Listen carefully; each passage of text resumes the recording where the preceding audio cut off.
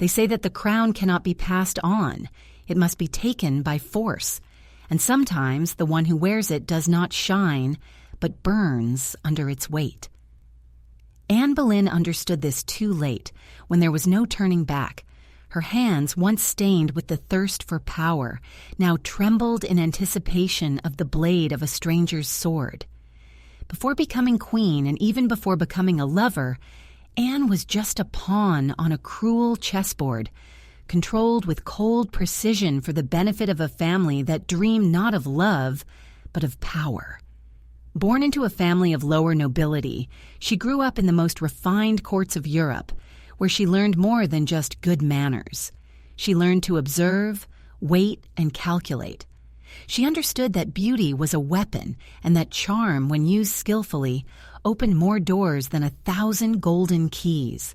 And so she found herself at the English court, not as a simple lady-in-waiting, but as a new force, dangerous and unpredictable. In a world ruled by tradition, Anne was a storm. Her appearance shook the foundations. She was not the most beautiful woman. Everyone knew that. But she spoke like no one else, thought outside the box, and was boldly daring. In the heart of Henry VIII, tired of Catherine of Aragon, Anne sowed a desire that quickly turned into obsession. But this is not a fairy tale. It is a slow and inevitable fall into darkness. For Anne to rise, many had to fall. To make her queen, Henry broke his alliance with Rome, burned sacred treaties, and entered into conflict with half of Europe, all for her, or so it seemed. Anne's rise was rapid but unstable. She was crowned with luxury and trepidation. Some looked at her with admiration, others with disgust. The old Queen Catherine was still alive and continued to fight for the throne. For many, she remained the only legitimate wife. The people whispered the nobility was divided, and Henry himself was losing his balance. Anne was not naive either. She ruled harshly and fiercely defended her position. The number of her enemies grew, as did their hatred. Most importantly, she could not bear the long-awaited son. Henry became increasingly unpredictable and looked at her differently. The eyes that once shone with love now studied her as a problem to be eliminated. But Anne still held on. She sought allies, used her charm and political acumen, defended her supporters, and took revenge on traitors. And in this whirlwind, Elizabeth was born, the only daughter of Anne and Henry. The one who would one day rule with an iron fist was born under a sky poisoned by disappointment.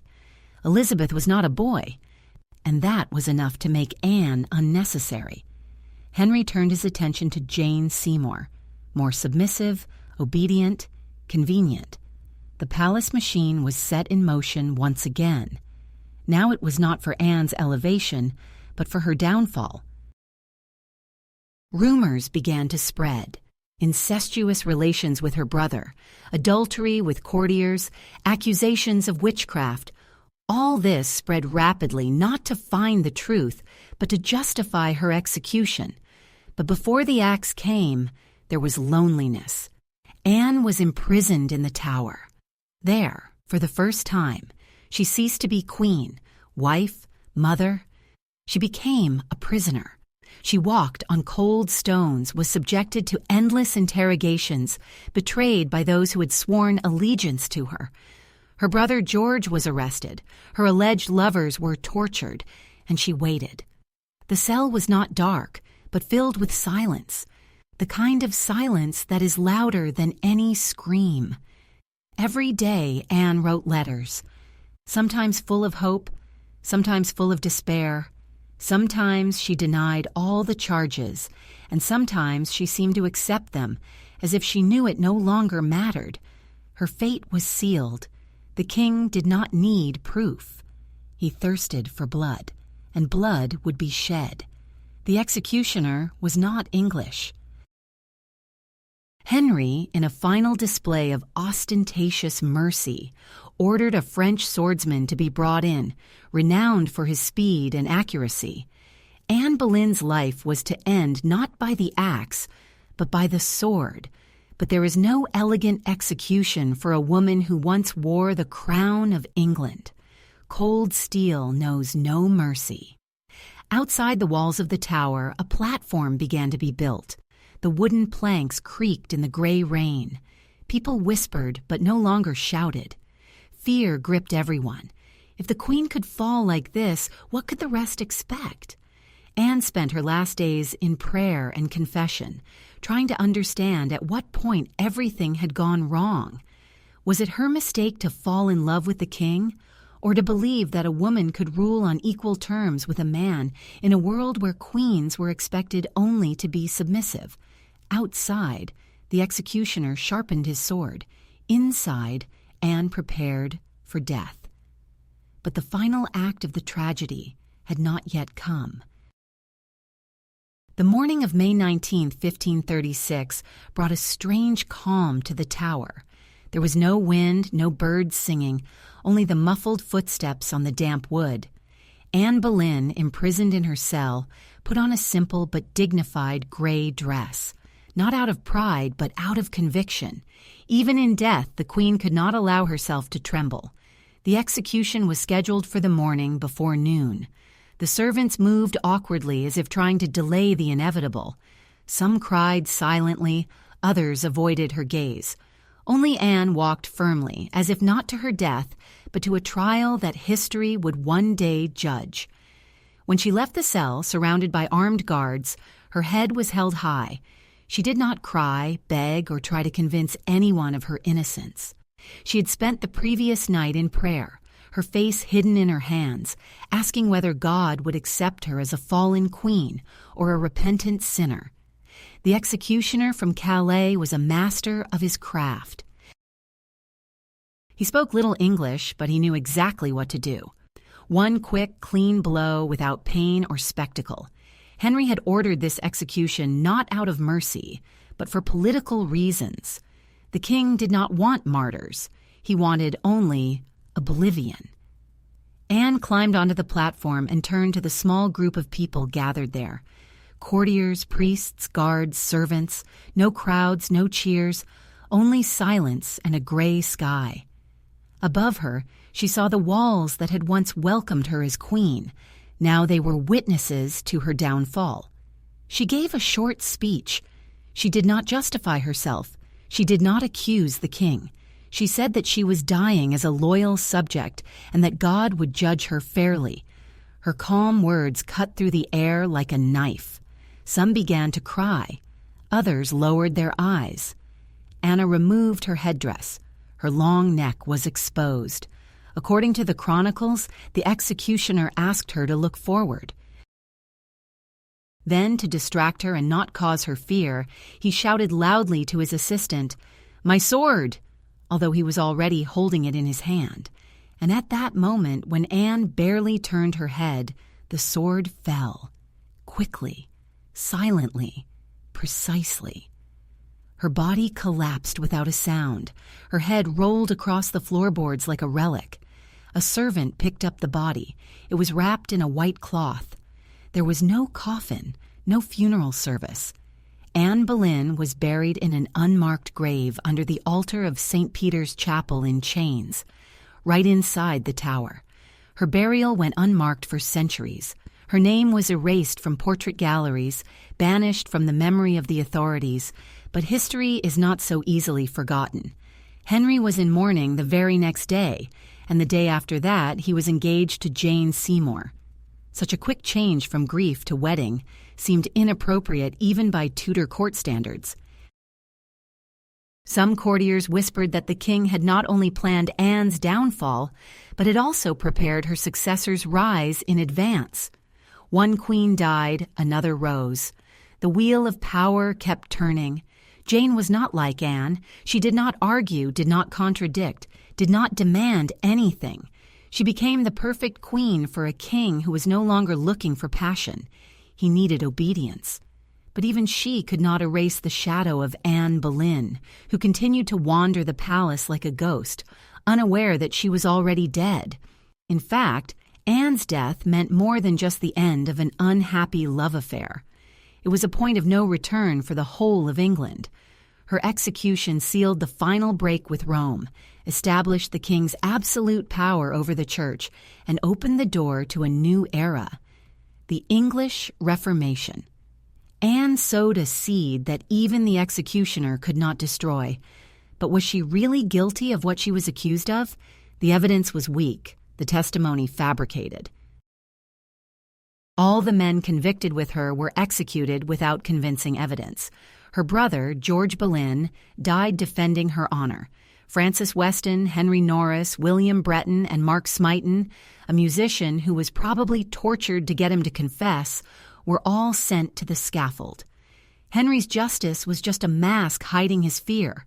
His power was based on constant threats. Those who rose too quickly were the first to fall. Anne realized this too late, when it was already impossible to escape the trap she herself had helped to create. After her death, Anne's daughter, Elizabeth, was declared illegitimate, a girl without a mother, without a title, without a future. That's what people thought at the time. But this girl, the daughter of an executed queen, would ascend the throne decades later as one of the most powerful monarchs England had ever known. Elizabeth, Anne Boleyn's legacy, was not buried with her body. It lived on in her daughter, in the Reformation, in history. And it lived on in the whispers of the people who said that at night Anne's spirit still roamed the corridors of the Tower, seeking justice or revenge. And as the shadows of London lengthened over the centuries, Anne's image became something more than just a memory of a queen. It became a symbol of the price of power, the limits of human ambition, and the cruelty of an era in which women could be crowned for love and then beheaded for treason. But the story is not over yet. After Anne Boleyn's execution, the English court tried to erase her memory, as if her existence had been a mistake. Her portraits disappeared, her coats of arms were replaced, and the songs that once rang out in the halls and gardens in her honor fell silent, as if infected by the plague. But the past, if hidden too hastily, cries out louder. Court servants said they heard footsteps in the corridors at night when everyone was asleep. The guards claimed to have seen a female figure in gray passing through the chapel with her head in her hands. This was the price England paid for washing the stone with the blood of its queen. Memory, if it bleeds, does not forget. And while the courtiers pretended that Anne had never existed, the consequences of her downfall were already beginning to affect the politics of the kingdom. Henry, who had married Jane Seymour, seemed to have finally found the peace he had long sought. But this peace was fragile and artificial, because the main problem had not gone away. He still had no legitimate son and heir. Jane, unlike Anne, managed to do what no other wife of the king had been able to do. She gave birth to a son. Edward, born in 1537, was greeted with unprecedented jubilation, fireworks, feasts, and solemn announcements. The whole country was plunged into a brief period of jubilation. But the joy was quickly replaced by grief. Jane died a few days after giving birth, becoming yet another queen sacrificed to the king's obsession. Henry was widowed again, for the third time, and lonelier than ever. Neither Jane's obedience nor the devotion of his subsequent wives could fill the void left by Anne. Anne's figure, though forbidden, continued to appear in conversations and comparisons. Her intelligence, political acumen, and unyielding character made her an inconvenient shadow of the past, and Henry, though he would never admit it, still found himself looking into the broken mirror that Anne had left him. But fate had not yet put an end to the story. Little Elizabeth, Anne's daughter, was excluded from the line of succession after her mother's execution.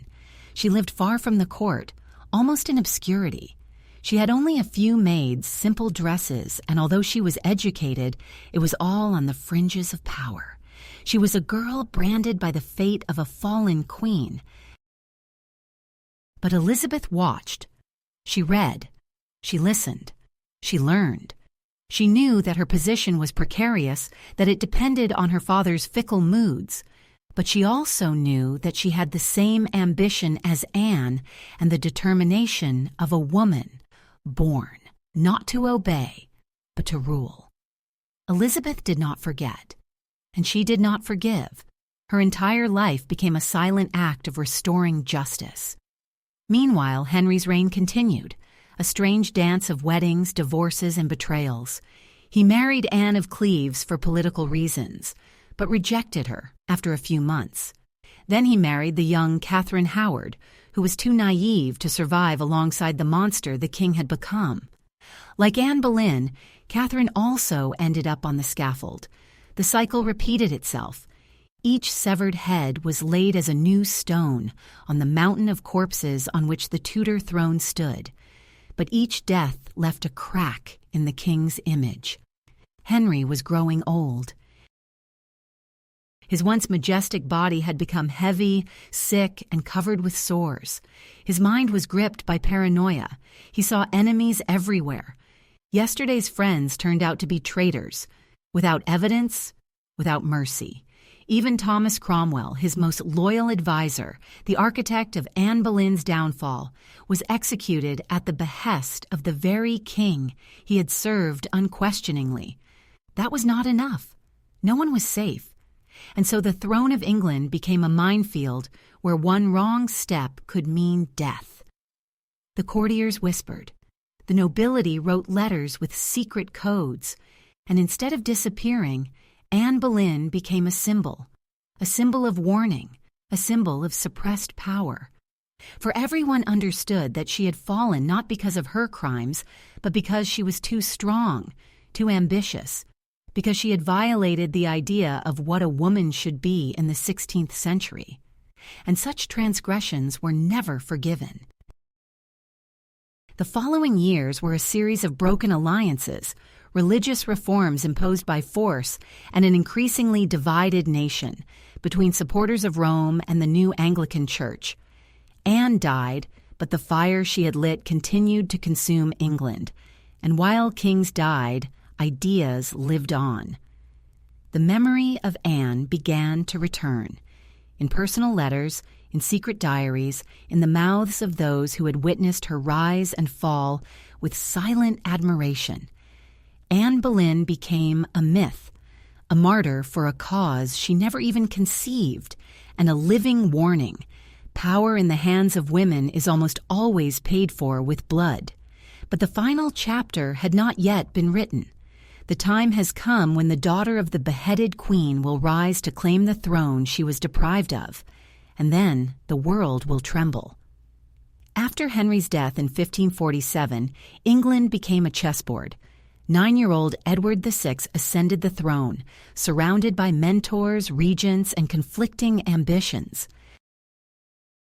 Elizabeth, Anne Boleyn's daughter, now a teenager, kept her distance from political intrigues. But she was not removed from them. Her name still caused alarm in the corridors of power. She remained the daughter of a heretic, an executed queen, a woman who had broken with Rome. But Elizabeth continued to watch. Every betrayal, every fall, every ambiguous word. Her mother's tragedy became her most important lesson. To survive in power, one must master the art of patience. Edward did not live long. Illness took him in his youth. His reign was short, and after his death, a desperate struggle for the throne began. Protestants, fearing the return of Catholicism, tried to put Lady Jane Grey, a young noblewoman, on the throne. Elizabeth was cautious. She did not interfere in conspiracies, did not make loud statements, and did not take any drastic steps. Jane Grey lasted only 9 days on the throne before she was arrested. Mary Tudor, daughter of Catherine of Aragon, Henry VIII's first wife, and Anne Boleyn's main rival, ascended the throne.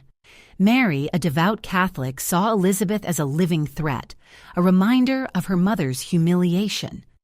The relationship between the sisters was tense from the very beginning.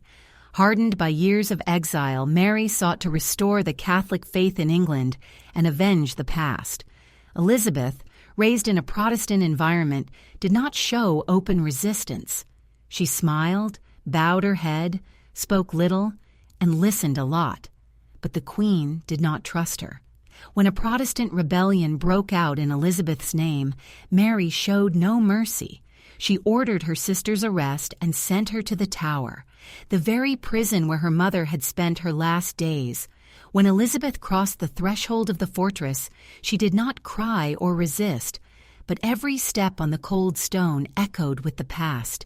Anne Boleyn had walked these same corridors. She had breathed the same air, and she had not come out alive. For several weeks, Elizabeth lived in complete ignorance as to whether she would be executed. Those days remained forever, etched in her memory. They taught her that the crown is not inherited by blood, but by intellect. That fear is a weapon. That silence can save when words destroy. Her faith, intellect, and survival instinct were tempered within the walls of that gloomy cell like a sword. In the end, Mary decided not to kill her sister, perhaps because of a lack of evidence, perhaps for political reasons, or maybe because she was afraid of creating another martyr. Elizabeth was released, but she was constantly watched. She lived on the edge, and she knew it. Her every move was monitored. She felt the gaze of the secret council and knew that daggers were hidden behind polite smiles. And yet she waited. Mary, no longer young, married Philip II of Spain, a union that was rejected by the English people. The people feared that England would become a puppet of the Spanish Empire. Protestants prepared for repression, and Mary did not disappoint. She ordered the execution of hundreds of people in the name of faith. Bonfires burned in the squares. She went down in history as Bloody Mary. Meanwhile, Elizabeth was quietly building a network of allies, dissatisfied nobles, persecuted thinkers, and ordinary people tired of bloodshed and exile. But she never openly acted as a conspirator. Her strength lay elsewhere, in her image as a victim, in her status as Henry's legitimate daughter, the image of a refined, reserved, and impeccable woman. This is how Elizabeth appeared when illness struck Mary in 1558. Mary died childless, died without glory, and then fate completed its circle. Elizabeth was proclaimed queen. She was 25 years old. She did not cry or celebrate. Her calm face hid a storm of memories. Her beheaded mother, her childhood in the shadows, her imprisonment in the Tower, the invisible blade of every betrayal. Now the throne belonged to her, not by the will of the people, not by the blessing of Rome, but by right. A right she had defended with fierce patience. Her coronation was magnificent. London was awash with flowers and cries of hope. The English saw in her the beginning of a new era, a rebirth after the dark reigns of Mary's reign. But Elizabeth knew that the danger had not disappeared. Her every word, her every movement, her every decision would be closely watched. She had gained power, but the price continued to be exacted. Upon ascending the throne, Elizabeth made a silent vow, not to marry, not to share the scepter, not to place her fate in the hands of others. She knew from her mother that love at court was a trap in the guise of an alliance, that a husband could become an executioner. To survive, she had to be not just a queen, but a symbol, an enigma, the nation itself. Thus began one of the most celebrated reigns in history. But ghosts do not disappear with the crown. The image of Anne Boleyn returned, not in portraits, but in gestures, decisions, and confidence. Elizabeth cautiously, without taking any sudden steps, continued the church reform, striving for unity. She privately restored her mother's image and preserved her letters. She never spoke her name aloud, but carried it in her blood. And while she ruled with an iron fist in a silk glove, the world began to understand. She was not just a random, illegitimate daughter who had been saved.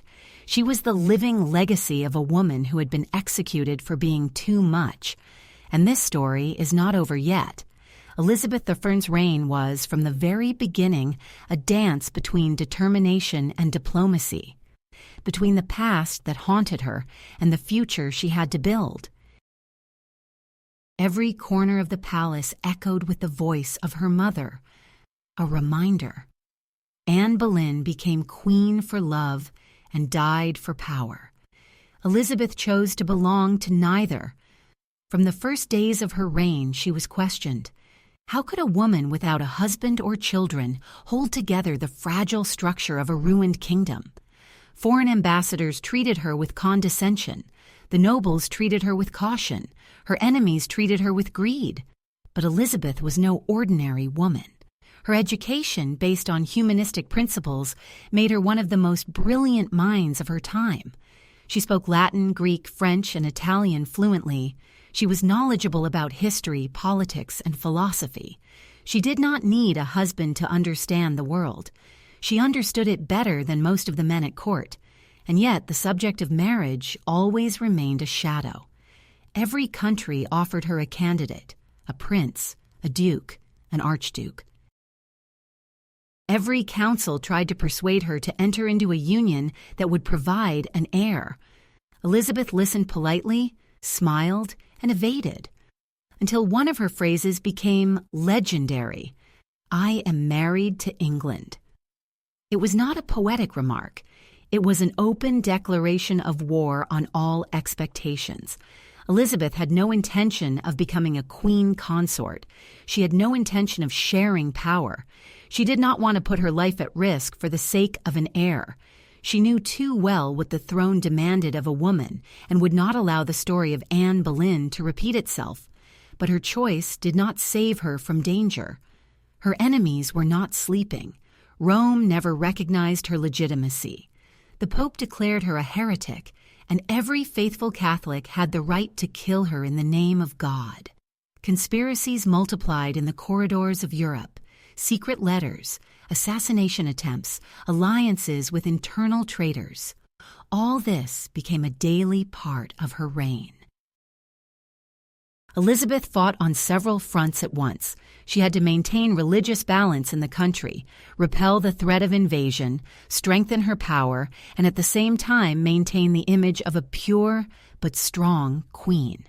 And in the midst of this storm, a new figure appeared: Mary Stuart, Queen of Scotland.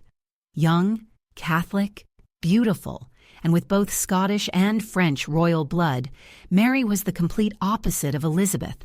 She was married, bold, and claimed the English throne by right of inheritance, and she had Elizabeth's enemies behind her. After being deposed from the Scottish throne, Mary fled to England and asked for asylum. But her presence was a threat, and Elizabeth kept her under house arrest for almost 20 years, a dangerous game where every move required cold calculation. If she executed her, she would be accused of regicide. If she let her go, she would lose her throne. In the end, after the discovery of yet another conspiracy in which Mary played a role, Elizabeth signed the death warrant. Her hand trembled, her heart ached, but the decision had been made. In 1587, Mary Stuart was executed. This was the point of no return. A queen had executed a queen. Elizabeth's fate was sealed. She had broken all the rules of her time. Now she was not just a queen. She had become an absolute ruler, a woman who had killed to keep the crown, just like her father and many other kings before her. But as a woman, she was subject to double condemnation. Elizabeth's reputation fluctuated between admiration and hatred. For English Protestants, she became the heroine of a new era. For Catholic Europe, she was a witch and a usurper. For her allies, she was a cunning ruler. For her enemies, she was a dangerous rival who could not be underestimated. And then came the greatest challenge of her life. In 1588, Philip II of Spain, the husband of Elizabeth's sister Mary, sent the largest fleet in history, the Spanish Armada, to England. The goal was clear: to invade, overthrow Elizabeth, and eradicate Protestantism. Elizabeth's response shook the entire nation. Clad in armor, she rode up to her troops and delivered a speech that still echoes through the centuries. "I know I have the body of a weak and fragile woman, but I have the heart and courage of a king of England." This was not just a speech, it was a cry of war. It was Anne Boleyn speaking through the centuries, through the voice of her daughter. It was the revenge of one who had once been rejected, humiliated, and persecuted. Now she had become a symbol of an entire nation. The Armada was defeated by the sea, by English strategy, and by strong winds. It was a complete victory. From that moment on, Elizabeth ceased to be a contested queen and became a living legend. But even at the top, the price of power continued to be paid. Elizabeth grew old, alone, surrounded by courtiers but without friends, without a husband, without children. The weight of the crown did not become lighter. It only became heavier and harder. She had no heir. Fear of civil war gripped England once again, and although she never admitted it, deep down she was tormented by the question, was it worth it? She had survived betrayals, conspiracies, and threats from outside. For more than 40 years, she had ruled and led England to cultural and economic prosperity. But in her personal life, she was left with only loneliness. The echoes of the tower, where her mother had awaited death, never left her. And as her life drew to a close, and Elizabeth's days came to an end, the world began to understand that she was not just another monarch. She was a living scar on the body of history, written in blood. Elizabeth's old age came quietly, like a shadow, slowly enveloping the figure of a woman who once challenged kings, ambassadors, and armies. Her back was hunched, her steps slower, her gaze dimmer. The fire lit by her youth still burned, but more quietly, more restrained, like the embers in a hearth, watched over for fear that they might go out. Time had taken its toll. Elizabeth's most loyal advisors had died or retired. Robert Dudley, her great love and constant companion, had passed away many years ago, taking a piece of her heart with him. Francis Walsingham, the brilliant spy, had also left this world. Even William Cecil, her right-hand man for decades, had been replaced by his own son. Elizabeth was left alone. She was surrounded by flattering courtiers, but she had no one close to her. The court, once lively and vibrant, had turned into a masquerade, where every movement was calculated and every smile was fake. Elizabeth, who had always been aware of the power of image, refused to grow old in front of the world. She applied thick white makeup to hide her wrinkles, wore tall wigs to hide her hair loss, and chose lavish dresses to distract from her physical decline. The Virgin Queen, symbol of an entire nation, could not allow herself to look mortal. But she was mortal, and she knew it. Rumors about her health spread through London like ashes in the wind. They said she was silent for long periods of time, refusing to go to bed for fear of not waking up, that she talked to herself, that she clung to memories like a drowning man clings to a lifeline. There were days when she would just sit on the floor, staring blankly, not saying a word. Melancholy enveloped her. The shadow of her mother, Anne Boleyn, never left her. Although Elizabeth had forbidden any mention of her name at court for decades, in recent years it seemed that she needed her more than ever. It was said that in private, she would turn to her mother's portrait and whisper to it at night, as if seeking an answer. Had it all been in vain? Was the price they had both paid worth it? Political tensions continued to simmer. Spain remained a threat. Internal conflicts flared up every winter. The people, though they continued to love her, began to wonder, what would happen when she was gone? After all, Elizabeth had no children, no husband, no heir, no clear successor. The great question of succession, which she had avoided all her life, could no longer be postponed. If she died without naming a successor, England would be plunged into chaos. The nobility would be divided. Enemies would exploit this breach. It was a real threat, an open wound. And then the unthinkable happened. Elizabeth turned her gaze to Scotland. There ruled James VI, the son of Mary Stuart, the son of her cousin, her rival, her enemy, the woman she had executed. The woman who embodied everything Elizabeth fought against: Catholicism, unbridled ambition, claims to the English throne. But James was not like his mother. He was a Protestant, a pragmatist, and most importantly, patient. He waited. He sent envoys, letters, and signs of loyalty. And then his moment came. Elizabeth signed nothing, made no public statements, but made it clear to her closest advisors, when the time came, James would become king. It was the only option, the only one who could prevent war. It was a manifestation of political wisdom, an act of reconciliation, and perhaps forgiveness. Elizabeth's last days passed in silence. She refused to eat or refused to lie down, slept sitting up with her eyes open, as if she was afraid that if she closed them, she would never wake up again. Her ladies-in-waiting watched her anxiously. They sensed that the end was near, but did not know how to prepare for it. In the early morning of March 1603, Elizabeth stopped breathing. She was 69 years old. She passed away without a cry, without a word, like a candle burning slowly until it disappears. With her death, the Tudor dynasty came to an end. Her body was taken to Westminster Abbey, where she was buried next to her sister, Mary I. The two women who had been rivals in life were now united forever under a single tomb.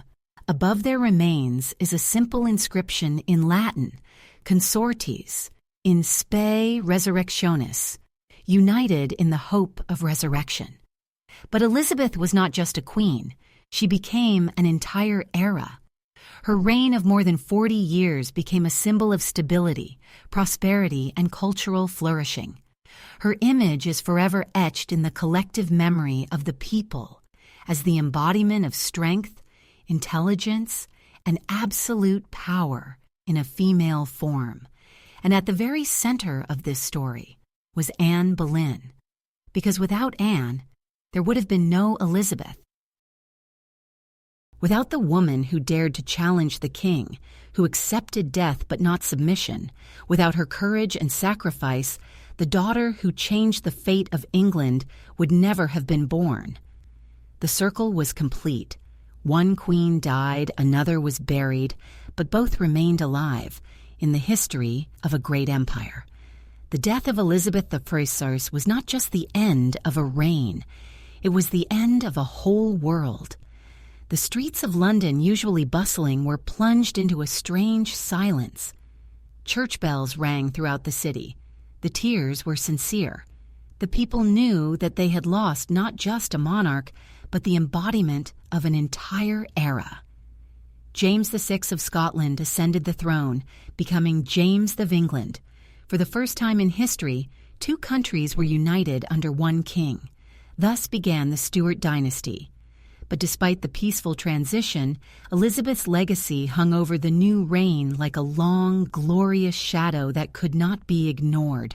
The court changed. Manners, style, the political climate. Everything became different. But the memory of the Virgin Queen remained.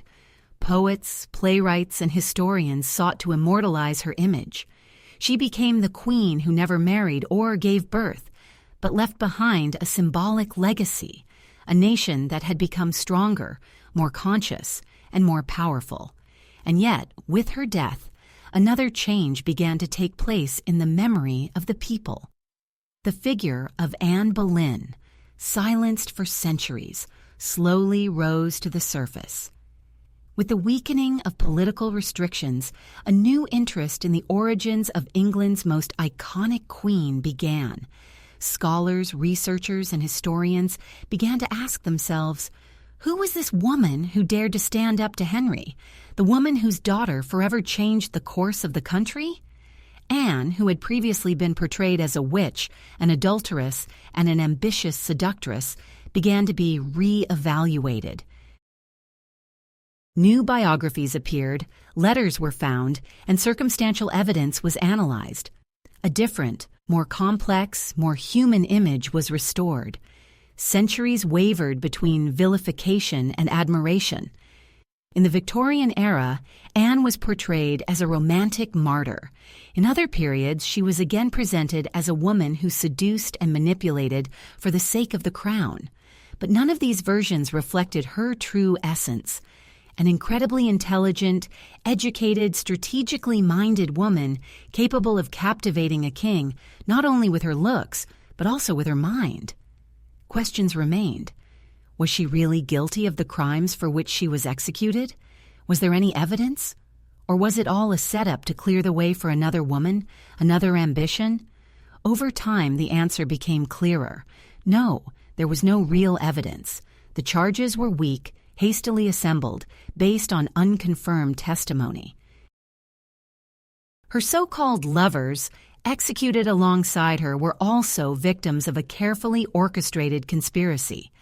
Anne Boleyn was not executed for her sins. She was executed for power. She was too dangerous, too free, too influential. Her execution was a cruel message from the system. Even the queen is not safe from the axe. A woman who rises too high can be brought down in the most ruthless way. But capricious fate did not allow this story to end on the scaffold, because her daughter, that very same illegitimate and isolated girl, became queen, and this queen turned her mother into a symbol. Not with words. Elizabeth rarely spoke of Anne in public, but with actions. Every step of her reign, every gesture of independence, every decree confirming her power was a form of recognition of the blood that made it all possible. Anne Boleyn was not only the mother of Elizabeth of Somers, she became the mother of the very idea of the modern English monarchy. The break with Rome, the birth of Protestantism, the power of the written word, education for women, all of this began to a large extent with her. And although her body still lies in an unmarked grave in St. Peter's Chapel in chains in the Tower, her spirit walks the corridors of history with a power that even the executioner's steel could not destroy. Today, tourists visiting the Tower ask about her. They walk on the cold stones where her feet once trod. They look through the windows where she waited for death. They pause at the spot where her head fell. Some say that her ghost still appears there, in a gray or white dress, headless, that she climbs the stairs, walks through the halls, forever repeating her last steps to the scaffold. And maybe it's true. Maybe it's not about a ghost in the literal sense, but something deeper. A presence that refuses to disappear because it still has something to say. Something that was never fully understood. Anne Boleyn, unlike many queens before her, was not passive. She was not a silent victim. She fought, challenged, influenced, and ruled, in her own way through her mind and through her daughter. In an era when a woman's only virtue was considered to be obedience, her very existence was an act of rebellion. Anne Boleyn was more than just a link in the Tudor dynasty. She was an explosion within the system, a warning. Female power, when manifested, can be as dangerous as it is revolutionary. And even centuries later, she continues to make people uncomfortable and raise questions. What would have happened if she had not been executed? If Henry had simply grown tired of her and sent her to a convent? If Anne had lived to see Elizabeth ascend the throne? We will never know. But we do know this. Her death did not achieve its main goal, to silence everyone. Because every time someone mentions the name of Elizabeth of Fern, the name of Anne Boleyn echoes in it. In every historical work, in every portrait, in every analysis, her figure reappears. Yes, beheaded, but not defeated. And perhaps that is the purest form of victory. When history is fair, it is not measured by the length of a reign or the number of descendants. It is measured by the mark it leaves on the memory of the people. That is why the name of Anne Boleyn, long buried under layers of propaganda, fear, and injustice, has nevertheless survived the centuries. In literature, her image changes. Sometimes she is a martyr, sometimes a witch, sometimes just a woman. Poets remember her, novelists reimagine her, filmmakers reinterpret her. But at the heart of all these versions is the same question. Who was Anne Boleyn really? She was a queen who never ruled, but whose legacy outlived many who wore the crown. She became the seed of the Protestant Empire, the mother of one of the world's greatest rulers, and a woman who, in her short time on the throne, embodied everything that power fears in a free mind. Anne was not perfect. She was proud, impatient, ambitious. She made mistakes, underestimated her enemies, and trusted those she should not have. But she was also courageous, educated, refined, and steadfast. In an era when women were expected to remain silent, she chose to speak. In the royal court, where silence was a form of survival, she chose to speak. In recent years, her historical rehabilitation has been slow but steady. Serious researchers are piecing together her story step by step, relying on documents, letters, and circumstantial evidence. What emerges is not an angel or a demon, but a woman. Complex, profound, entangled in the web of her personal destiny and the most deadly political games in Europe. The process that led to her death became one of the darkest and most rapid episodes in English history. Accusations of treason, incest, and conspiracy, none of which were ever proven. All of them were fabricated by Thomas Cromwell with the tacit approval of the king. The trial was a farce, the witnesses were fake, and the verdict was a foregone conclusion. And yet Anne Boleyn ascended the scaffold with dignity. She addressed the crowd calmly, without public malice, without tears, without anger. She asked God to save the king, the very man who had ordered her execution. She knelt down, froze, and the sword finished its work. Her blood mixed with the stones of the tower, but from that moment on, her spirit began to live on another level. Elizabeth understood this. She may never have said it out loud. She never admitted it, but she knew. She knew that her strength was not hers alone. That her refusal to marry, her stubborn hold on absolute power, her reign as an equal among men, was a silent response to her mother's fate. Elizabeth was a queen, but she was also a daughter, and in this dual awareness she forged her politics, her character, her legend. The bond between them, severed by death, remains one of the strongest and most mysterious in history. The mother was unjustly executed. The daughter ruled for 45 years. One died young, the other died of old age. One fell in the Tower, and the one who was laid to rest in Westminster. They are connected by an invisible but unbreakable thread.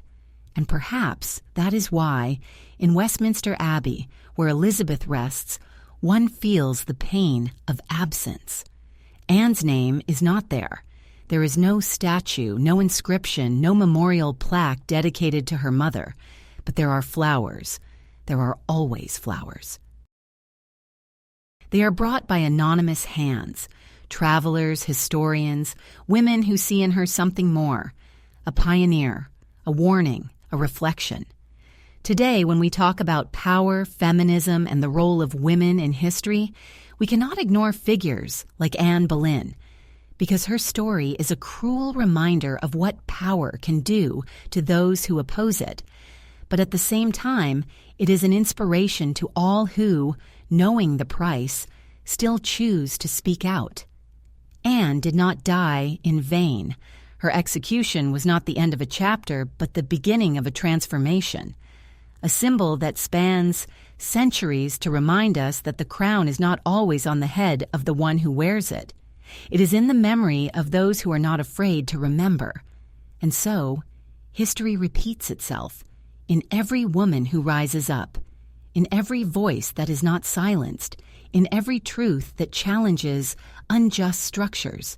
Anne Boleyn is still alive, without a head but with a voice, without a throne but with a legacy, without a tombstone but with eternity. Because there are names that no time can erase, and Anne Boleyn's name is one of them.